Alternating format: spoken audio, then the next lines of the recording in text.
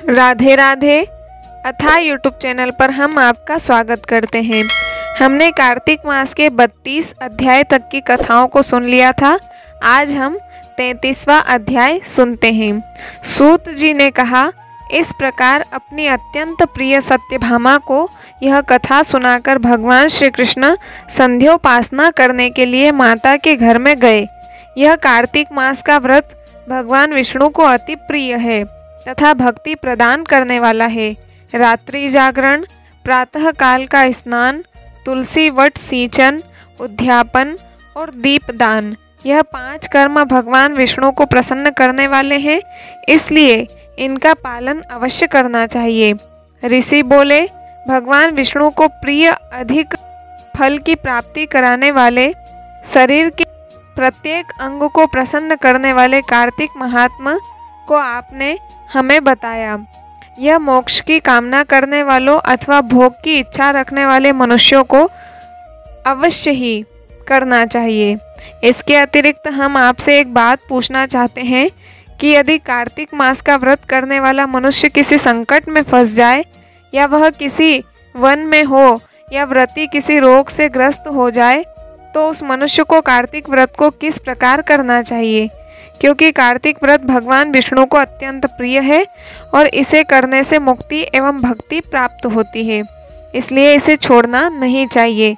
श्री सूत जी ने इसका उत्तर देते हुए कहा, यदि कार्तिक का व्रत करने वाला मनुष्य किसी संकट में फंस जाए तो वह हिम्मत करके भगवान शंकर या भगवान विष्णु के मंदिर जो भी पास हो उसमें जाकर रात्रि जागरण करे। यदि व्रती घने वन में फंस जाए तो फिर पीपल के वृक्ष के नीचे या तुलसी के वन में जाकर जागरण करे।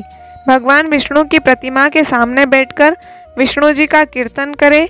ऐसा करने से सहस्त्रों गायों के दान के समान फल की प्राप्ति होती है। जो मनुष्य विष्णु जी के कीर्तन में बाजा बजाता है उसे वाजपेय यज्ञ के समान फल की प्राप्ति होती है। और हरि कीर्तन में नृत्य करने वाले मनुष्यों को सभी तीर्थों में स्नान करने का फल प्राप्त होता है। किसी संकट के समय या रोगी हो जाने और जल न मिल पाने की स्थिति में केवल भगवान विष्णु के नाम मात्र से मार्जन ही कर ले। यदि उद्यापन न कर सके तो व्रत की पूर्ति के लिए केवल ब्राह्मणों के प्रसन्न होने के कारण विष्णु जी प्रसन्न रहते हैं। यदि मनुष्य दीपदान करने में असमर्थ हो तो दूसरे की दीप की वायु आदि से भली भांति रक्षा करे। यदि तुलसी का पौधा समीप न हो तो वैष्णव ब्राह्मण की ही पूजा कर ले, क्योंकि भगवान विष्णु सदैव अपने भक्तों के समीप रहते हैं। इन सब के न होने पर कार्तिक का व्रत करने वाला मनुष्य ब्राह्मण, गौ, पीपल और वट वृक्ष की श्रद्धा पूर्वक सेवा करे। सोनक आदि ऋषि बोले, आपने गौ तथा ब्राह्मणों के समान पीपल और वट वृक्षों को बताया है और सभी वृक्षों में पीपल तथा वट वृक्ष को ही श्रेष्ठ कहा है, इसका कारण बताइए। सूत जी बोले, पीपल भगवान विष्णु का और वट वृक्ष भगवान शंकर का स्वरूप है। पलाश ब्रह्मा जी के अंश से उत्पन्न हुआ है। जो कार्तिक मास में उसके पत्तल में भोजन करता है वह भगवान विष्णु के लोक में जाता है। जो इन वृक्षों की पूजा, सेवा एवं दर्शन करते हैं उनके सभी पाप नष्ट हो जाते हैं। ऋषियों ने पूछा, हे प्रभु, हम लोगों के मन में एक शंका है कि ब्रह्मा, विष्णु और शंकर वृक्ष स्वरूप क्यों हुए? कृपया आप हमारी इस शंका का निवारण कीजिए। सूत जी बोले, प्राचीन काल में भगवान शिव तथा माता पार्वती विहार कर रहे थे।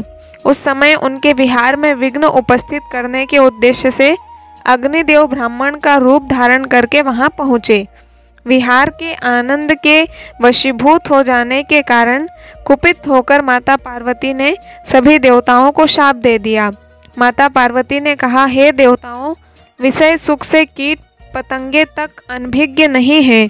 आप लोगों ने देवता होकर भी उसमें विघ्न उपस्थित किया है, इसलिए आप सभी वृक्ष बन जाओ।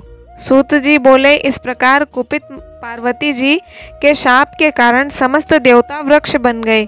यही कारण है कि भगवान विष्णु पीपल और शिवजी वट वृक्ष हो गए।